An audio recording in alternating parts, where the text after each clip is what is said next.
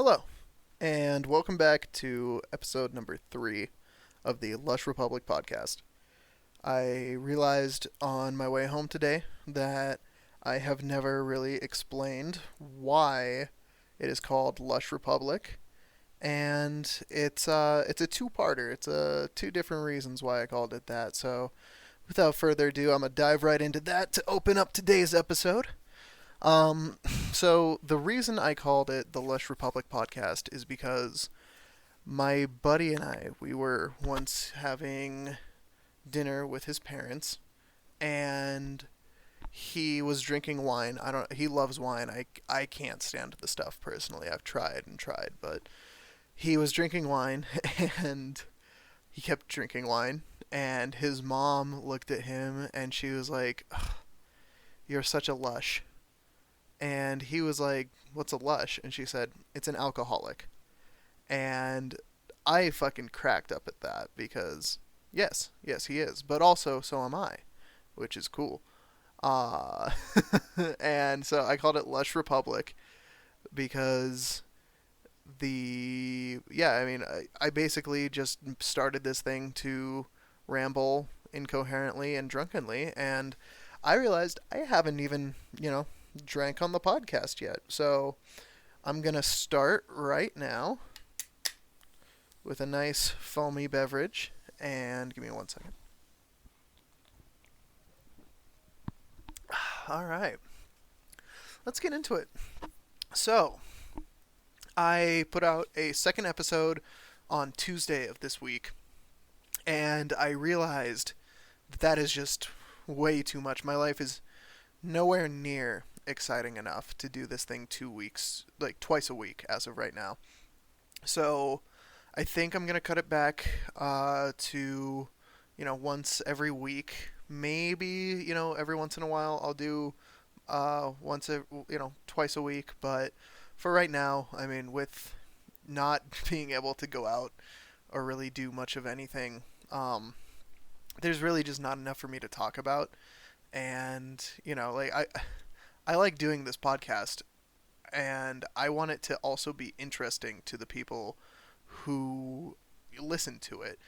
However many or as few as that is, I want it to, actually be something that is worth listening to, not just a pity listen. So that's why right now I am just gonna cut it back to once a week, and hopefully, I am a firm believer in quality over quantity. So I think that that is the way to go for me right now. And yeah, we will see what the future holds.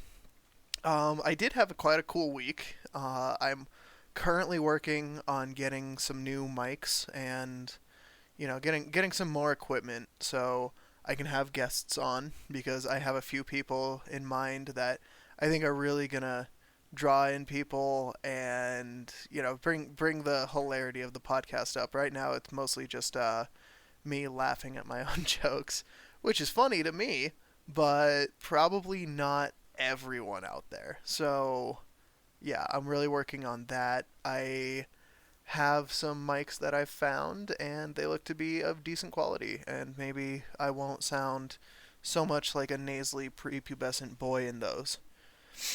Going on to what happened this week, I spent a few days over at my sister's house, as I like to do.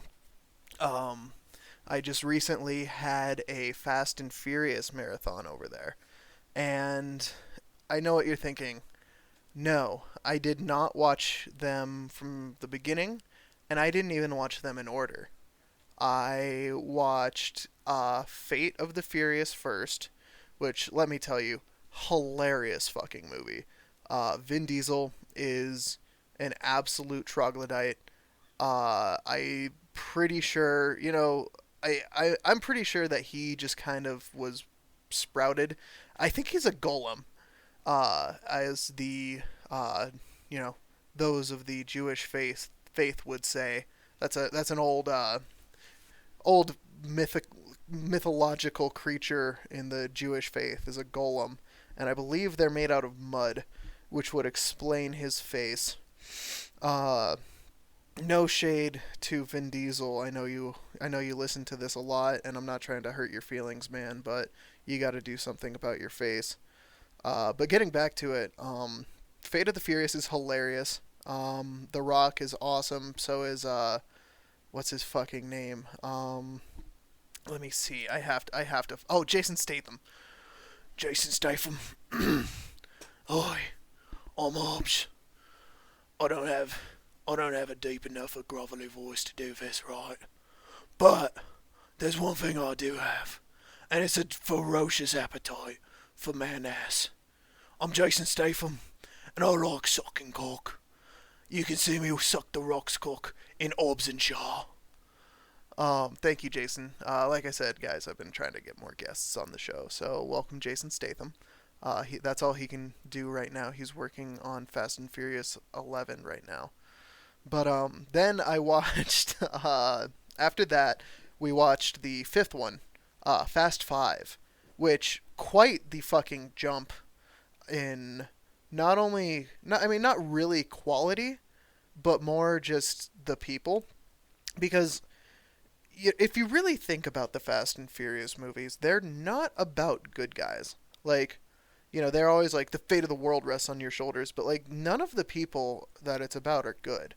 I mean, they're all like murderers and thieves and liars and just bad people. So it's kind of hilarious that like, there are people like I had this one dude in high school that I knew, and I was joking about Paul Walker's death, and he was like, "Hey man, that's really not cool. That guy was my hero." And it's like, why? Like, is it because of his character, fucking Brian O'Connor? Because he shouldn't be your hero, or is it because fucking what's his name? I just said Paul Walker. Is he your hero because he dated an underage girl? Is that why he's your hero? Because that's also weird. Or is it just because he drives fast cars? Because you can do that too. Anyone can drive fast cars. You just drive them. And yeah, sorry, I keep jumping all over around here, guys. But anyway, no. I came to the realization that the best way to watch those movies is in reverse order, because then you're not watching the Fast and Furious. You're not watching a movie about heists or anything like that, or like family. If you watch the Fast and Furious movies in order but backwards chronologically, then it is an awesome franchise about a syndicate of supervillains who get demoted to low-level car thieves. And I think that's just fucking hilarious. Because I mean, at the end, they really are supervillains. Like they can lift like cars and shit. Like The Rock just like takes bullets to the chest. Granted, they're rubber bullets, but if there's one thing 2020 has taught us with the Black Lives Matter movement, other than racism is bad. If there's another takeaway from that, it's that rubber bullets are just real bullets. And so, yeah, The Rock can apparently just take those and be fine. Uh, while I was watching those movies over at my sister's house, we decided to get a seafood boil, which, if you don't know what that is, it's a bunch of critters, a bunch of sea bugs, if you will, crawdads, or however you fucking call them, shrimp and crab and sausage, which is not a sea critter, it's actually pig, if you didn't know, and then corn and potatoes as well. And so we had that, and my God, I mean, Creole food is fucking amazing. Like they are doing something fucking right there. I did think it was funny that when I walked into the Cajun restaurant, the only people that worked there were Asian people.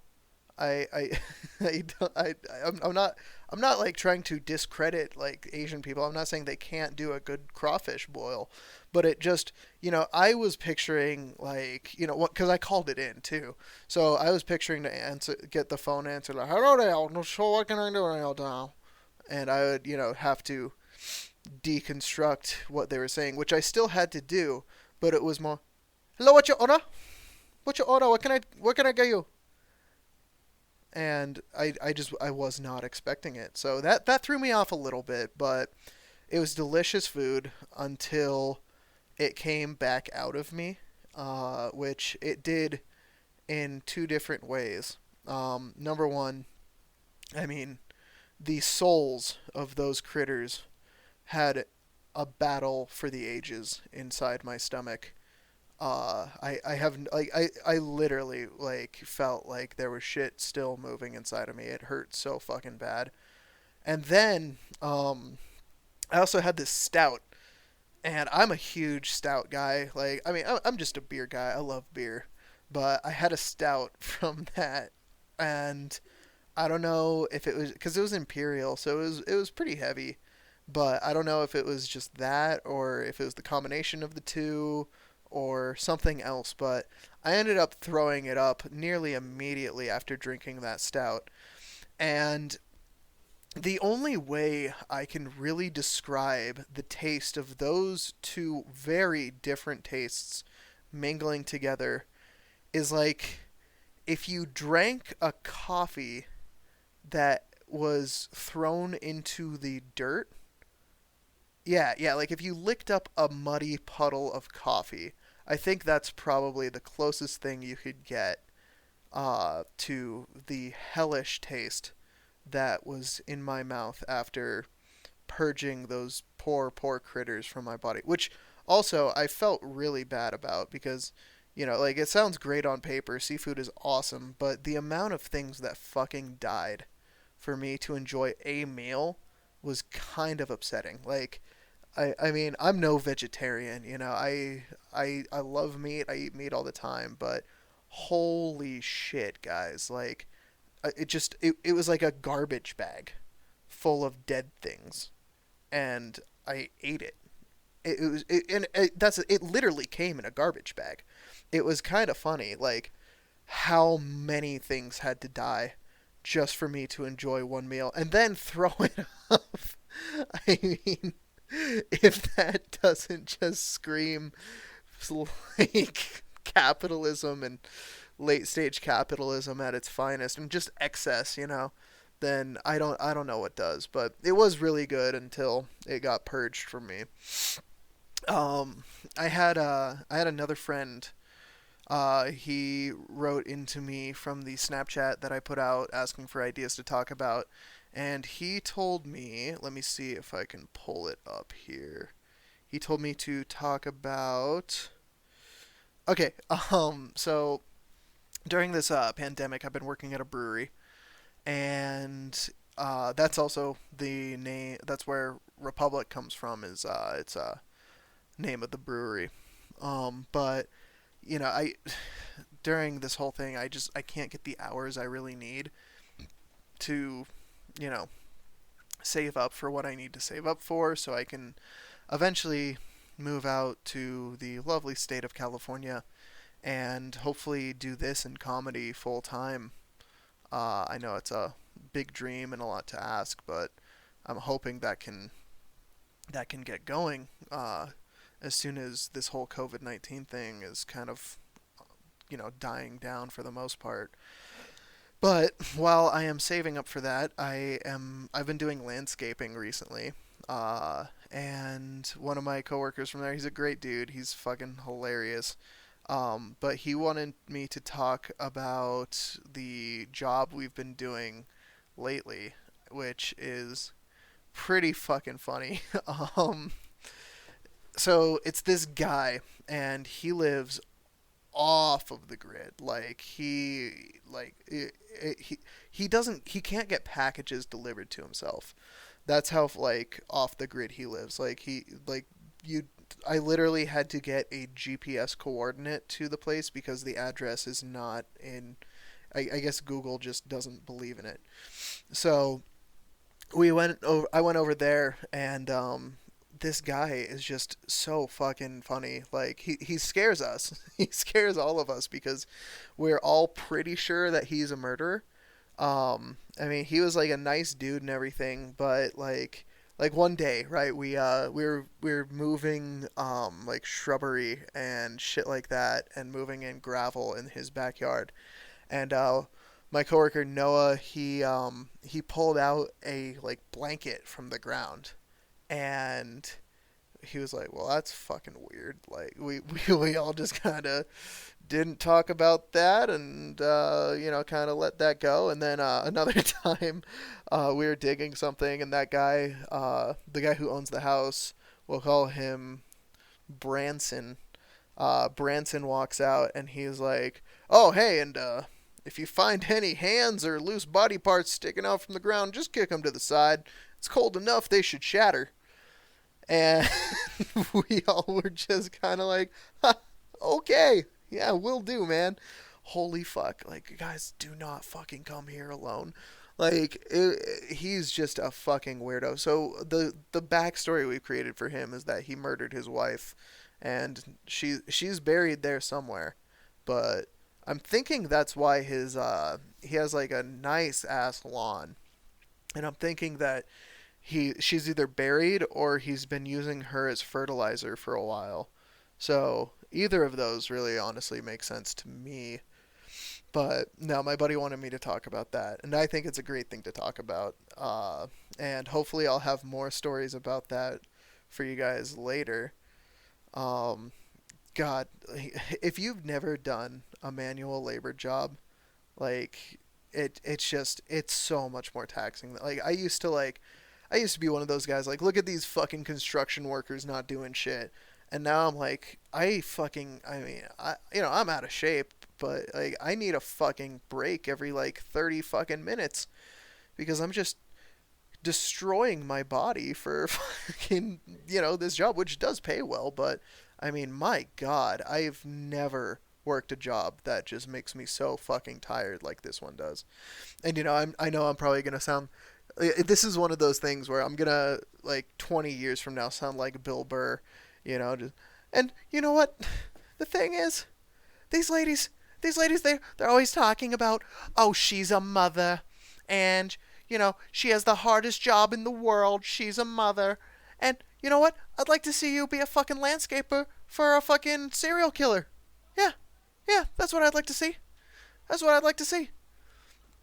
Sorry, guys. I'm this podcast is also a great means for me to work on my impersonations, which are literal trash right now.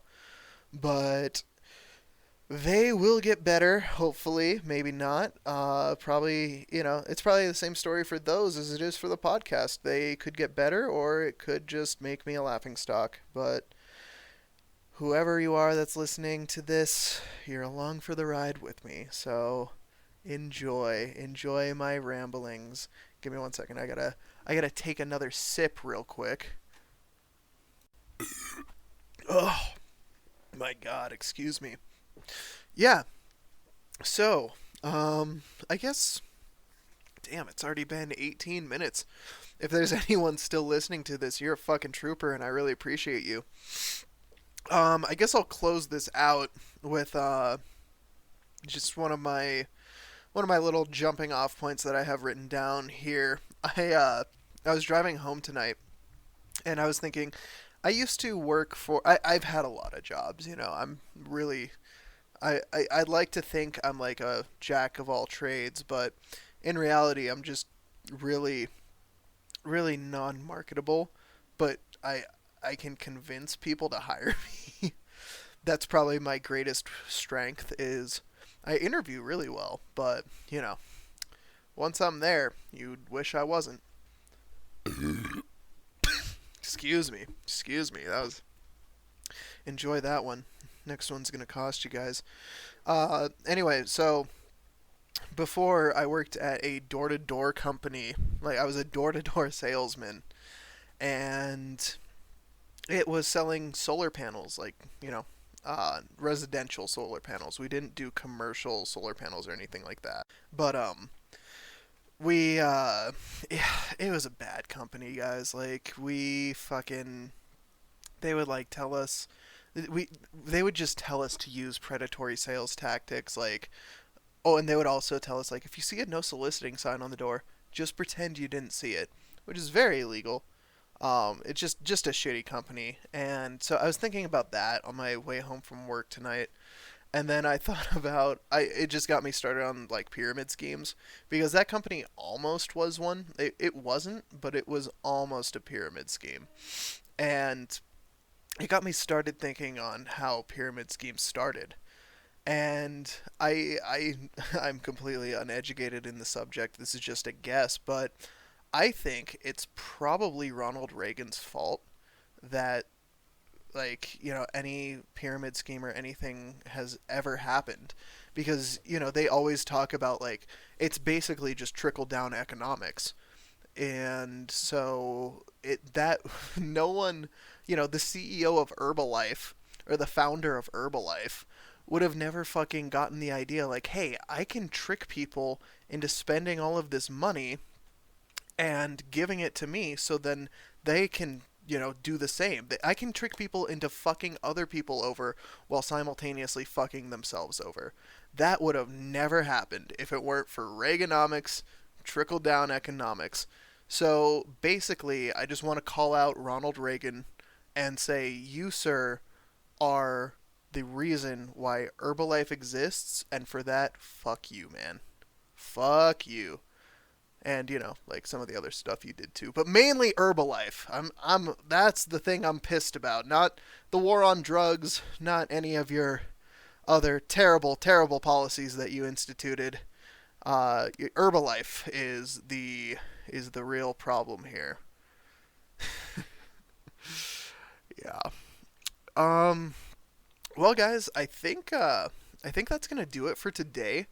I'm trying to stretch out what I have to talk about, and I try to write down stuff every single day, but I've been slacking a little bit. So this is, ironically, it's the longest episode I've ever had, but I think I'm gonna cut it a little bit short today, and just try to continue to work on quality for you guys, and yeah, just getting this out there and getting some more, getting better feedback and just pretty much anything. Like, if you guys have any notes for me, if you guys have anything you want me to talk about, please let me know. Because, yeah, I'm loving doing this. And to the people who do listen to it every day, I really do appreciate you. And yeah, thank you guys so much. This has been episode number 3 of the Lush Republic podcast. Uh, Peace.